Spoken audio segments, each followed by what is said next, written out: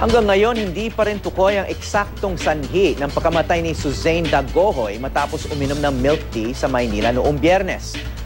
Dumalaw naman sa kanyang burol sa Zambales ang kanyang nobyo na naospital matapos ding uminom ng parehong milk tea. May news to go si Jay Sabale. Jay.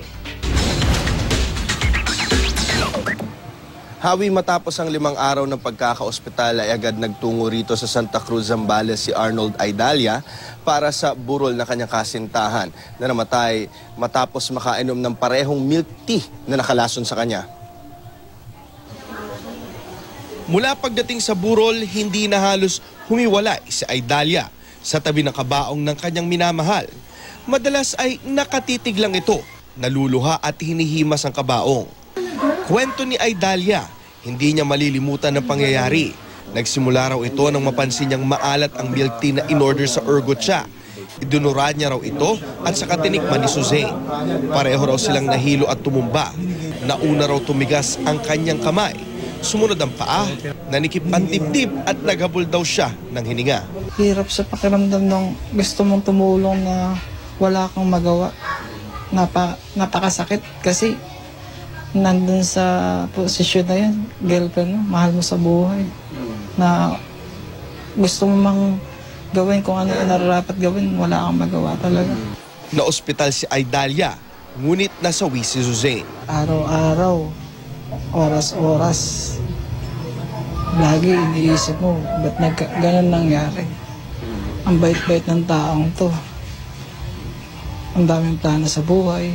Patuloy ang paghahanap ng hustisya ng mga nagmamahal kay Suzanne.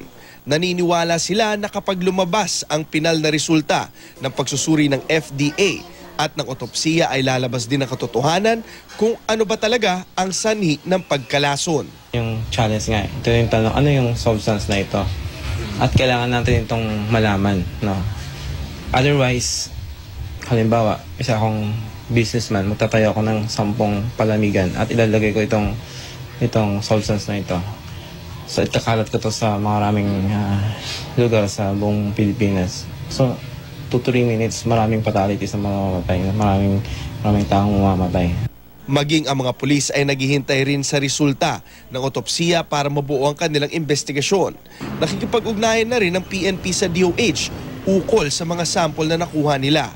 Tinitignan din nila ang anggulong baka may kinalaman ng anak ni William Abrigo, may-ari ng Ergocha Tea House ng suwirin sa naturang milk tea. Nakakuha na raw ang PNP ng statement sa anak na umano'y may dala ng isang bagay na may mabahong amoy pero di pa raw ito detalyado dahil nagluluksa pa ito.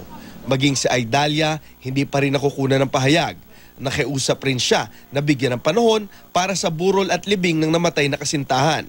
Sa ngayon, wala pang matukoy na sospek. Patuloy tayong naghihintay dun sa resulta na ibibigay sa atin mula sa forensic, dun sa autopsiya na eksaminasyon na ginawa po dun sa mga biktima ko.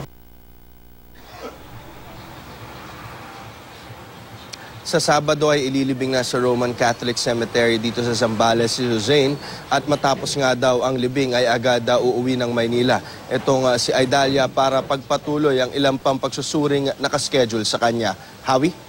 Okay, Jay, may ilang tanong lang ako tungkol dito sa nobyong na-survive niya yung pag-inom. No? So, just refresh our memories, please. Nakasurvive siya dahil mas konti ang nainom niya na milk tea. It came from the same source, no? Kaya siya na hospital din. Tama yun, Hawi, dahil initial pa lang na pagtikim niya doon sa milk tea ay nalasahan niya daw na napakaalat nito. Kaya dinura niya. At yun na nga, kaunti lang ang kanyang na-intake. Hawi?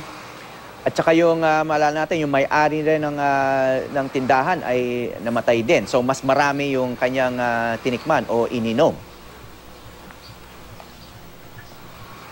Tama yun, Hawi, kasi nung natikman nga nito ni Arnold na maalat, ay sinabi niya agad dito kay Suzanne na may problema yung mismong milk tea. Tinikman din ito ni Suzanne at yun nga, natikman niya nga na may problema nga ito at sinabi na kailangan na sabihin dun sa may-ari na may kakaibang lasa at mukhang sira na yung milk tea. Ngayon, itong may-ari marahil ay inisip niya na walang problema ito dahil siya na rin mismo yung nagtimpla at para ipakita nga na walang problema ay tinikman niya ito. At ito na nga, sa kasamang palad, maging siya ay naging biktima nitong milk tea. Howie?